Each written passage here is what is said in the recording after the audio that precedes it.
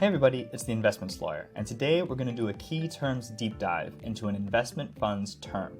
And remember, nothing we talk about here is legal advice. For that, talk to an attorney. Okay, so the term is how long an investment fund lasts. We have some sample language over to the right. The fund will be dissolved on the 10th anniversary of either the initial or final closing date.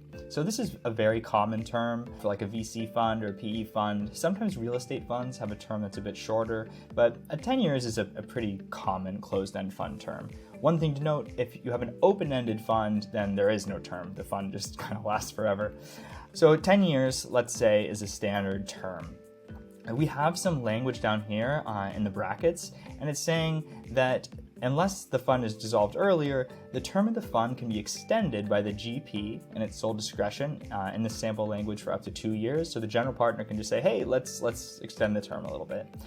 And then for up to 1 additional year after that, with the consent of the LPs or the LPAC, which is the Limited Partner Advisory Committee.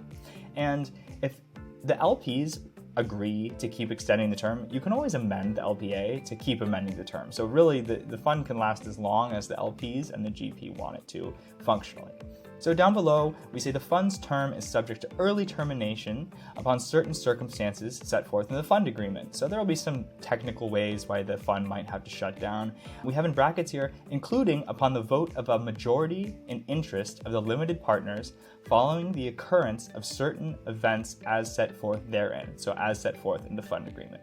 What this is saying is that many LPAs say that the LPs can shut the fund down if a majority of them want to, if the GP has done a bad act. It's called a cause event. So if the GP has, for example, filed for bankruptcy or committed fraud or something of that nature, a majority of the LPs can vote to shut down the fund. One other thing that we don't have listed here, which sometimes happens, is the LPs might have a right to shut down the fund for any reason, even if there hasn't been a cause event. Typically though, the threshold is much higher. Something, for example, like 75, 80, 85% of LPs would have to agree to shut down the fund if the GP didn't do something wrong, but just because they feel like it.